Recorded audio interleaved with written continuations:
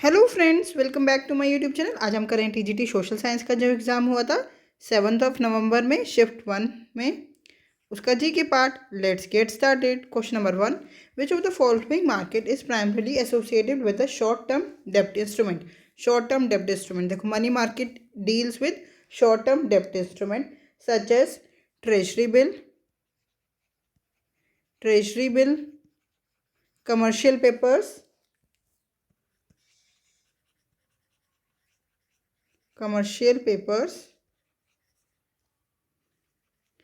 And call money. और इनका जो यूजुअली मैच्योरिटी टाइम होता है वो कितना होता है, मतलब जो शॉर्ट टर्म होते हैं ना, शॉर्ट टर्म डेब्ट इंस्ट्रूमेंट, उसका यूजुअली मैच्योरिटी टाइम होता है अप टू 1 ईयर। 1 ईयर। तो हमारा आंसर क्या हो गया? Option number 1 is the correct answer, money market.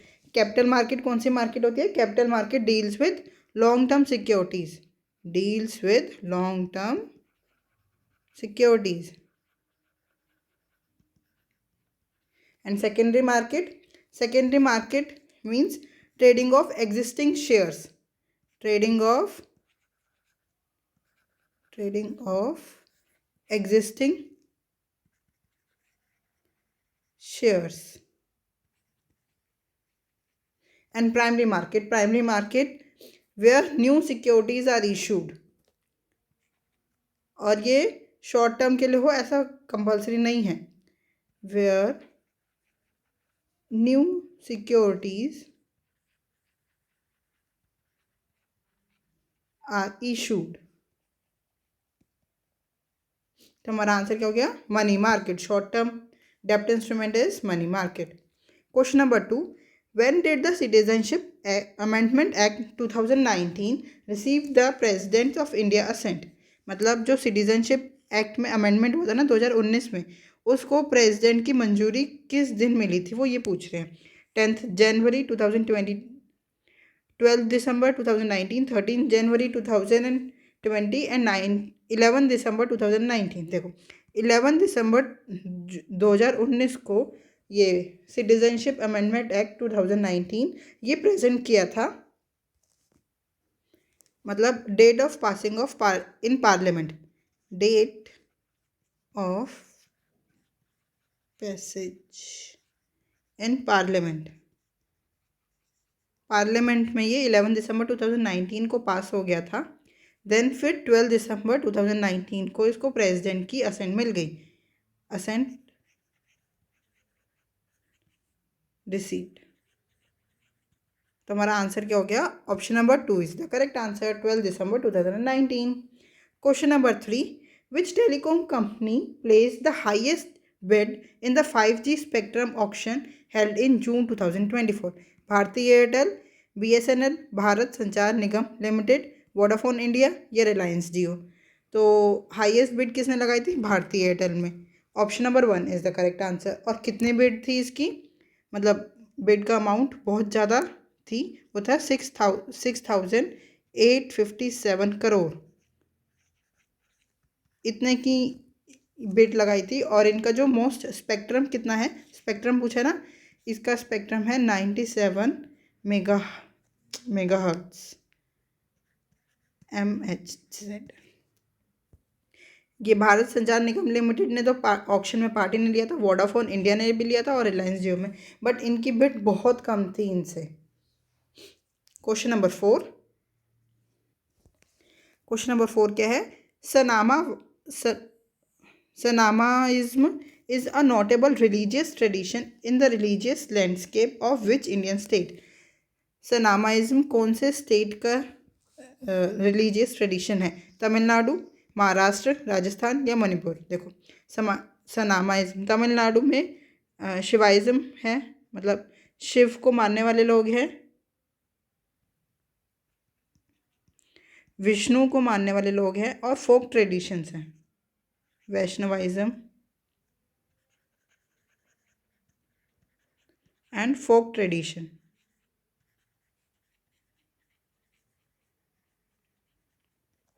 Maharashtra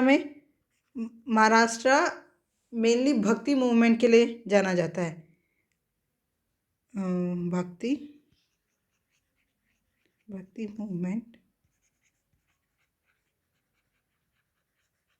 and cents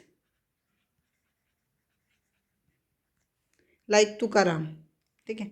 Rajasthan dominated by Hindu traditions with strong folk and tribal practice. तो लिख देते हैं strong folk and tribal practices. तो मणिपुर में समानाइज्म एक रिलीजियस ट्रेडिशन है जो कि मेटी पीपल के द्वारा मनाया जाता है। मेटी पीपल के द्वारा सनामाइज्म मनाया जाता है। जो ये सनामाइज्म है ना, ये एक important religious and cultural landscape of Manipur है। क्या तो हमारा आंसर क्या हो गया? Option number 4 is the correct answer. Question number 5, India's first 3D film My Dear Kutty Chathan was originally made in which language? Bharat की पहली 3D film My Dear Kutty चाटन मूल रूप से किस भाषा में बनाई गई थी? तमिल, तेलुगु, मलयालम या कन्नड़? तो कौन सी भाषा में बनाई गई थी? My Dear Kutty Chathan is Malayalam. Option number 1 is the correct answer, sorry option number 3 is the correct answer. और ये कब बनाई गई थी? 1984 में। 1984 में ये रिलीज़ हुई थी और मेड इन मलयालम। और उसके बाद ये तमिल में, तेलुगु में एंड हिंदी में, तमिल, तेलुगु एंड हिंदी में ये डब्ड हुई थी, जिससे ये बहुत ज़्यादा पॉपुलर हो गई, जिससे इसको पॉपुलैरिटी मिली। Question number 6, which state topped the medal tally with a total medal of 14 medals at the Khelo India beach games 2025? कहाँ पे हुए थे ये? मणिपुर में, हरियाणा में, महाराष्ट्र में या नागालैंड में? तो खेलो India beach games 2025 held in Manipur. Option number 1 is the correct answer. और टोटल कितने मेडल्स जीते थे? 14 मेडल्स क्वेश्चन दे रखा है। कौन कौन से वो 14 मेडल्स थे? 5 gold medal, 6 silver medal and 3 bronze medal. इसमें और कुछ बता दिया मणिपुर में हुआ था 2025 में टोटल मेडल्स। हाँ, पर्सन्स याद करने की जरूरत नहीं है कि गोल्ड मेडल किस किस को मिले, इतना डीप में शायद ही जाएगा। Question number 7, which former Indian hockey goal keeper was awarded the Padma award in 2025? देखो यहाँ पे स्पेसिफाई कर दिया हॉकी का, वो भी गोल कीपर। देखो, अक्षदीप सिंह, सुशील कुमार, धनराज पिल्लई या PR श्रीजेश। सुशील कुमार आपको पता है ये कौन है? रेसलर है। तो ये हॉकी का ही प्लेयर नहीं है, तो इसको कैसे मिलेगा? कौन है? रेसलर। तो ये तो ऑप्शन बड़ी जल्दी एलिमिनेट हो गया। आकाशदीप सिंह ये है current field player, current field player है, ना कि गोलकीपर। तो ये भी ऑप्शन एलिमिनेट हो गया। धनराज पिल्लई ये हॉकी के प्लेयर हैं, ना कि गोलकीपर, मतलब ये कभी गोलकीपर नहीं रहे, हॉकी के प्लेयर हैं ये, लेजेंडरी हॉकी प्लेयर। तो हमारा आंसर क्या हो गया? Option number 4 is the correct answer. PR Sreejesh won the Padma Award in 2025. Question number 8, which technologies allows farmers to apply fertilizers, water or pesticides at different rates across a field based on soil and crop needs? Random soil dumping, blanket aerial spraying, removal, crop rotation entirely या variable rate technology? तो मतलब वो क्या बोल रहे हैं कि farmers apply करें फर्टिलाइज़र, वाटर और pesticides at different rates across a field based on soil and crop need. मतलब जब सॉइल को ज़रूरत हो या क्रॉप को नीड हो तभी वो अप्लाई करे। वो किससे? सेंसर से पता चलेगा। इससे पहले वाले एग्जाम पेपर में भी ऐसा सा ही रिलेटेड क्वेश्चन आया था। तो इसका आंसर क्या हो गया? Variable rate technology. Variable rate technology से पता चल जाएगा कि कौन सी क्रॉप को या सॉइल को कब कहाँ पे कितना पेस्टिसाइड, कितना फर्टिलाइजर, कितना वाटर नीड है थ्रू सेंसर प्रोसेस और जीपीएस डाटा से। Question number 9, which of the following is often referred to as the liquidity preference? Supply of money, demand for money, demand for shares या supply of foreign reserve? Question का मतलब अगर आपको समझ नहीं आया तो पहले एक बार क्वेश्चन का मतलब समझ लेते हैं। मतलब इसमें है लिक्विडिटी प्रेफरेंस, जो सबसे लिक्विड है। जैसे आपको अगर इमरजेंसी में आपको ज़रूरत पड़ गई है तो सबसे ज़्यादा जल्दी आपको कौन सा पैसा आप यूज़ कर पाओगे या लिक्विडिटी है वो पूछा है, तो वो होता है कैश। तो liquidity preference refers to the desire to hold money rather than investing in shares और बॉन्ड्स और असेट्स, है ना। लिक्विडिटी प्रेफरेंस को हम एक तरह से कह सकते हैं अब ये इन हैंड कैश कितना है। तो supply of money, demand for money, demand for shares. तो आंसर क्या हो गया? मुद्रा की मांग is often referred as the liquidity preference. Option number 2 is the correct answer. Supply of money को हम क्या कहते हैं? As a central bank, determined by the central bank. कितनी सप्लाई हो रही है मनी की मार्केट में, ये तो सेंट्रल बैंक की जो हमारा आरबीआई है वो बताएगा ना कितना हो रहा है। तो ये डिटरमाइन कौन करता है? Supply of money, central bank. Demand for money मतलब लिक्विडिटी, कैश कितना है, मतलब आपके हाथ में कैश इन हैंड कितना है। डिमांड फॉर शेयर्स ये एक इन्वेस्टमेंट डिसीजन है। और supply of foreign reserve is a macro economic stock. Question number 10, on 16th May 2024, under which act did the Supreme Court of India limit the power of the Enforcement Directorate? Fugitive Economic Offences Act, COF, EPOSA Act या preservation of money laundering act या foreign exchange management act? तो क्या बोल रहे हैं ये? Under which act did the Supreme Court of India limit the power of enforcement directorate? किस अधिनियम किस एक्ट के तहत लिमिट कर दिया power of enforcement director? That is prevention of money laundering act. Option number 3 is the correct answer. जो prevention of money laundering act है वो कौन से सेक्शन के अंदर आता है? सेक्शन 19। इन क्वेश्चंस में ऐसा कुछ एक्सप्लेन करने के लिए है ही नहीं। Question number 11, who authored the palace of illusion a novel? The palace of illusion a novel पुस्तक किसने लिखी है? राजीव कुलकर्णी, सारा निशा एडम्स, अलका जोशी या चित्रा बनर्जी, दिवाकुरनी? तो the palace of illusion a novel is written by Chitra Banerjee Divakaruni. Option number 4 is the correct answer. एक बार इस नॉवल के बारे में देखो, थोड़ी सी इंफॉर्मेशन देख लीजिए आप। द पैलेस ऑफ इल्यूशन क्या है? ये एक retelling of the Mahabharata from the Draupadi's perspective. इस नॉवल के बारे में क्या? ये एक रीटेलिंग है महाभारत की from the Draupadi's perspective. Retelling of the Mahabharat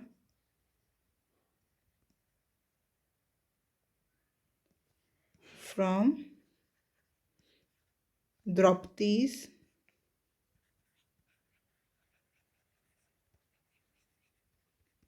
perspective, written by Chitra Banerjee Divakaruni. Sara Nisha Adams, इनको किसके लिए जाना जाता है? The reading list, the reading list. और Alka Joshi is author of henna artist trilogy, the henna artist trilogy. Question number 12, into how many parts does the 74th Constitution Amendment Act of 1992 divide municipalities? 74वें संशोधन अधिनियम 1992 नगर पालिकाओं को कितने भाग में विभाजित किया है? 4, 1, 2 या 3? तो कितने पार्ट्स में डिवाइड किया था नगर पालिका को? 3 पार्ट्स में। Option number 4 is the correct answer. कौन से थे? Nagar panchayat,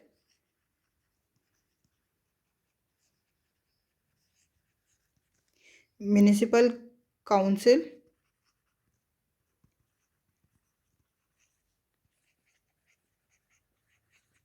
and municipal corporation.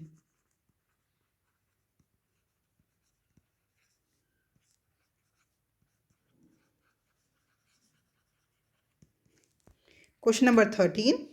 In February 2025, which organization urged the government to take immediate action against obscene content on OTT platforms and social media streaming sites? फरवरी 2025 में किस संगठन ने सरकार से OTT platform और सोशल मीडिया स्ट्रीमिंग साइटों पर अश्लील कंटेंट पर अंकुश लगाने के लिए तत्काल कार्रवाई करने का आग्रह किया?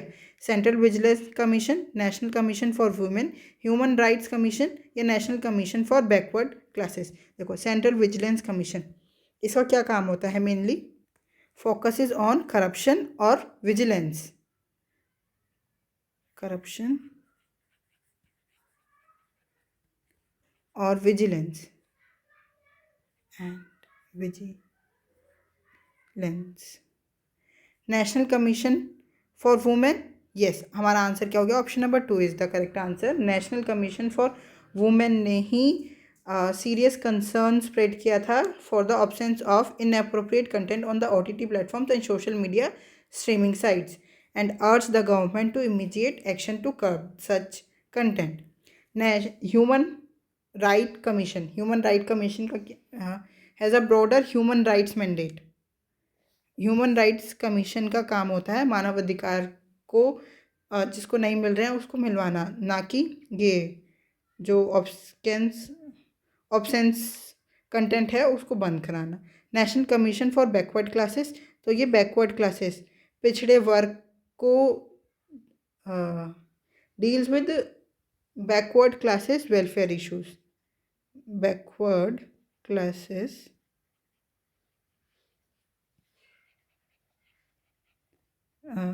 बैकवर्ड क्लासेस वेलफेयर इशू से डील करती है ये।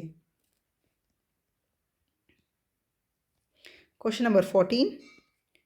Who is widely regarded as the father of Telugu cinema? TN Ramarao, Chittoor Nagaiah, Raghupathi Venkaiah Naidu या LV प्रसाद?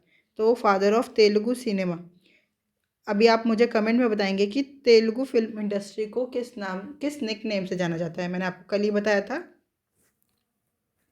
तो father of Telugu cinema is Raghupati Venkaiah Naidu. Option number 3 is the correct answer. Question number 15. Advance battery and advance chemistry cell ACC manufacturing help reduce dependence on which natural resources? देखो, advance battery होगी और advance chemistry cell होगा, तो हम manufacturing होगी तो किसको reduce, किस नेचुरल रिसोर्स की हम डिपेंडेंसी रिड्यूस हो जाएगी? वो होगी wind energy, solar energy, fossil fuels या hydro power? That is fossil fuels. Option number 3 is the correct answer. जो ये ACC है ना, वो क्या सपोर्ट करेगी? Supports electric mobility and renewable energy integration. Renewable energy integration.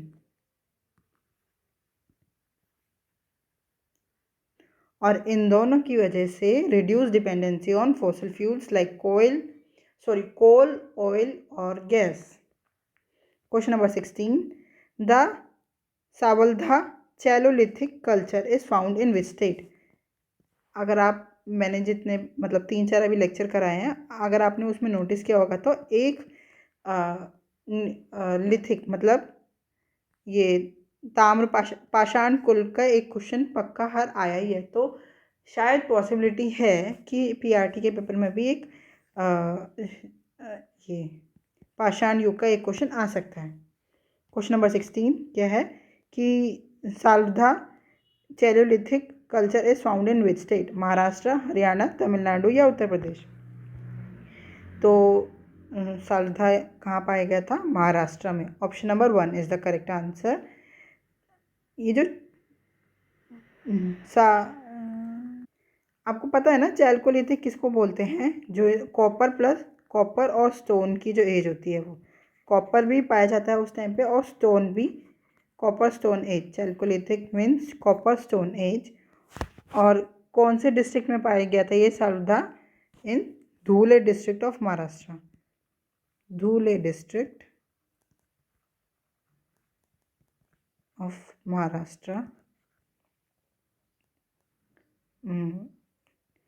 उत्तर प्रदेश, उत्तर प्रदेश में क्या पाया गया था? उत्तर प्रदेश और हरियाणा, उत्तर प्रदेश और हरियाणा दोनों में Harappan and related to chalcolithic culture, north south था हड़प्पन। ठीक है। Question number 17, after defeating the ruler of which dynasty did the Mauryans come to power? किस राजवंश के शासक को पराजित करने के बाद मौर्य सत्ता में आए? मौर्य ने किसको हराया था, वो ये पूछ रहे हैं मेनली। तो मौर्यंस ने हराया नंदा डायनेस्टी को। लास्ट रूरल कौन था नंदा डायनेस्टी का? इस धनानंदा, धनानंदा को हराया था इसने चंद्रगुप्त मौर्य ने, with the help of Chanakya. Dhanananda, ये तो हो गया लास्ट रूरल। और मौर्य डायनेस्टी का कौन था? Chandragupta Maurya, Chandragupta Maurya. Chandragupta Maurya defeated Dhanananda with the help of Chanakya, हरा के फिर इन्होंने, चंद्रगुप्त मौर्य ने मौर्य डायनेस्टी की स्थापना की। धनानंदा का वंश का एंड हो गया। हरियंका डायनेस्टी, हरियंका डायनेस्टी ये अर्ली मगध डायनेस्टी भी कहते हैं इसे, earlier Magadha dynasty. Kanva dynasty, Kanva is come from later after the Shunga dynasty, after Shunga dynasty।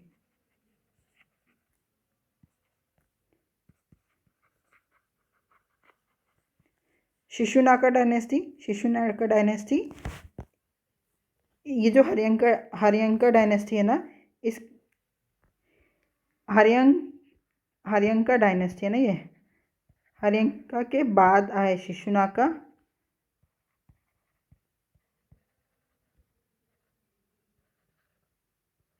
Shishunaga.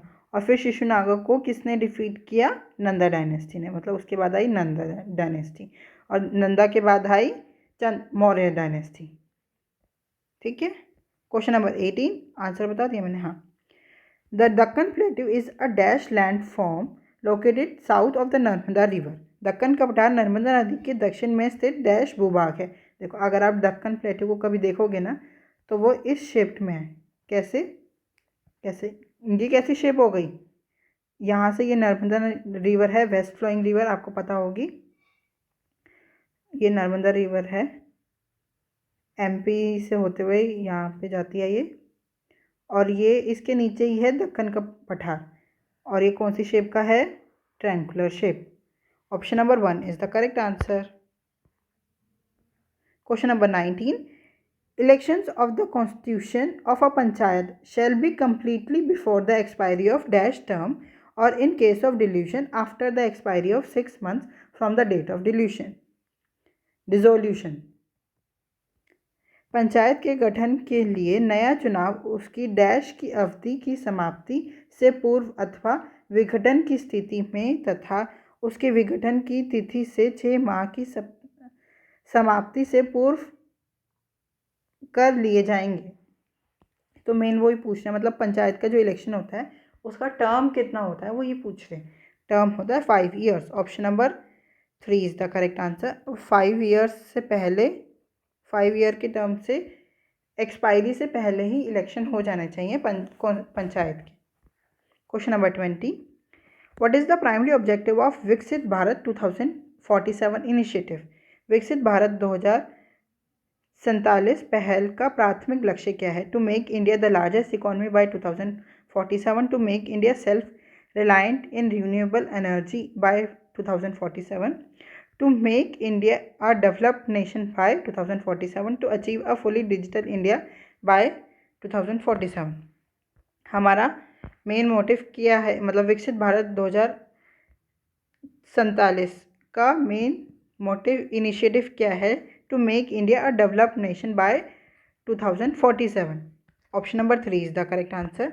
ये क्यों बोला गया है? क्योंकि इंडिया की इंडिपेंडेंस को 100 ईयर्स कंप्लीट हो जाएंगे 2047, क्योंकि हम इंडिपेंडेंट कब हुए थे? 1947 में, और 2047 में 100 ईयर्स कंप्लीट हो जाएंगे। तो हमारा एक इनिशिएटिव है Viksit Bharat initiative to develop a India, to make India a developed nation. Option number 3 is the correct answer. I hope आपको ये 20 क्वेश्चन अच्छे से समझ में आएंगे। अगर आपको कोई भी डाउट है तो आप हमसे जुड़ सकते हैं @maths PS1 टेलीग्राम चैनल पे। Thank you, keep learning, keep practising.